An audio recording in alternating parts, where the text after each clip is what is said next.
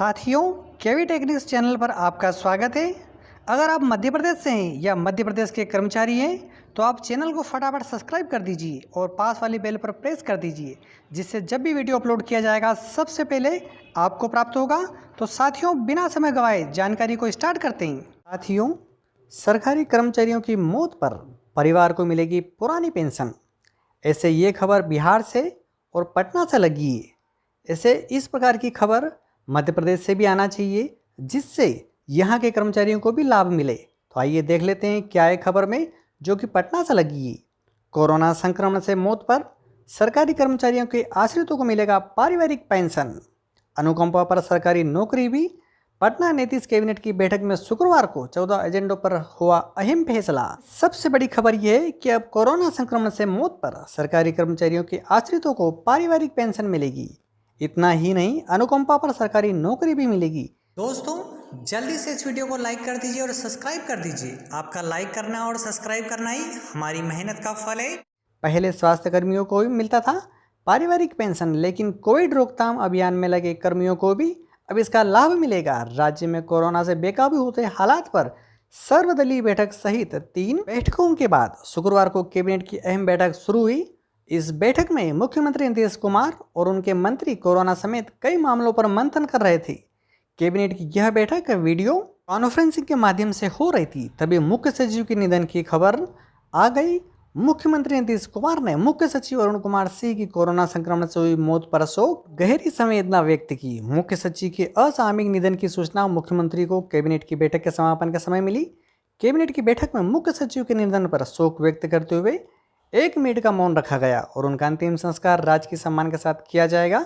बैठक के शुरू होने से पहली संभावना यह भी जताई जा रही थी कि कोरोना आपदा में सभी सदस्यों से विधायक निधि से फंड देने को कहा जाए, ताकि राज्य के बजट का संतुलन नहीं बिगड़े, क्योंकि 18+ के टीकाकरण में भी राज्य सरकार के स्वास्थ्य बजट को 32% से अधिक खर्च हो जाने की संभावना। अगली बड़ी खबर मध्य प्रदेश से, जो कि भोपाल से लगी है। बिहार के तर्ज पर एमपी में भी दी जाए पुरानी पेंशन का लाभ।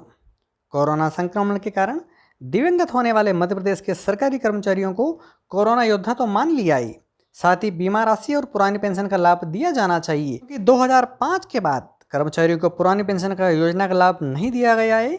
इसलिए जिन कर्मचारियों की मौत कोरोना संक्रमण से हुई है, उन्हें 50 लाख के साथ पेंशन का भी लाभ दिया जाना चाहिए।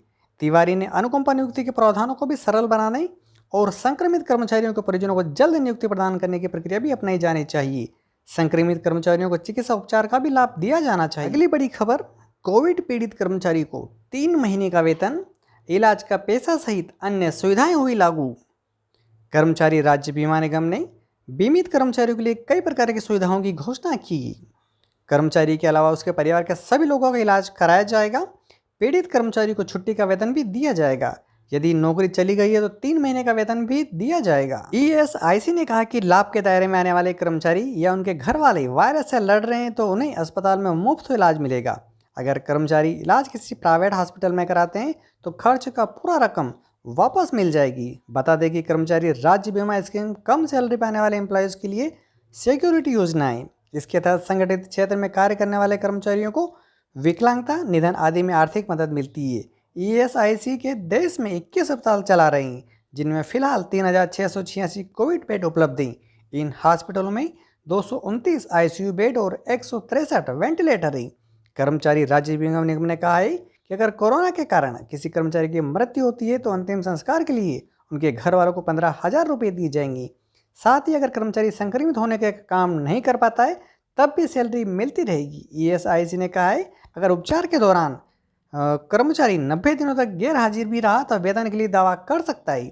बीमारी हित लाभ के तहत वह हर दिन 70% वेतन के हिसाब से पेमेंट पा सकता है। अगर कोई कर्मचारी राज्य बीमा निगम के दायरे में आता है तो उसकी कंपनी या संस्थान बंद हो जाती है या उसे नौकरी से निकाल दिया जाता है तो वह 2 साल तक राजीव गांधी श्रमिक कल्याण योजना के तहत बेरोजगारी भत्ते का लाभ भी उठा सकता है।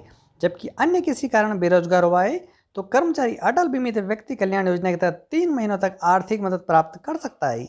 इसके लिए कर्मचारी को बीमा निगम की वेबसाइट पर जाकर आवेदन करना होगा। आखिरी और बड़ी खबर, लॉकडाउन कब खुलेगा, गृह मंत्रालय के आदेश में है यह जवाब। भारत देश के जितने भी शहरों में कोरोना वायरस संक्रमण के चलते लॉकडाउन बाजार बंद, सामान्य जनजीवन पर प्रतिबंध अथवा धारा 144 के तहत प्रतिबंधात्मक आदेश जारी किए गए।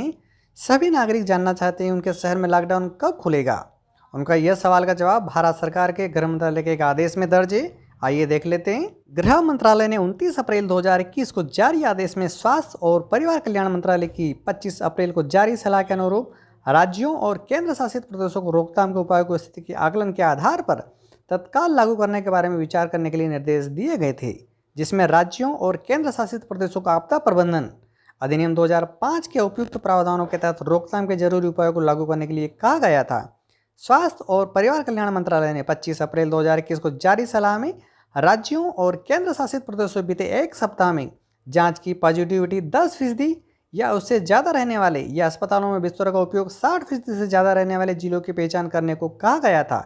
अगर कोई जिला उपयुक्त दोनों शर्तों में से कोई एक शर्त पूरी करता है तो वहां पर सघन और स्थानीय स्तर पर रोकथाम के उपायों को लागू करने में विचार करना चाहिए। गृह मंत्रालय के आदेश के साथ सामुदायिक नियंत्रण क्षेत्र या विस्तृत नियंत्रण क्षेत्र लागू होने वाली रूपरेखा, जैसा कि स्वास्थ्य और परिवार कल्याण मंत्रालय ने सलाह दी थी कि जो भी भेजा गया है कोविड-19 प्रबंधन के लिए राष्ट्रीय निर्देशों को देश भर में सख्ती से लगातार अनुपालन किया जाएगा।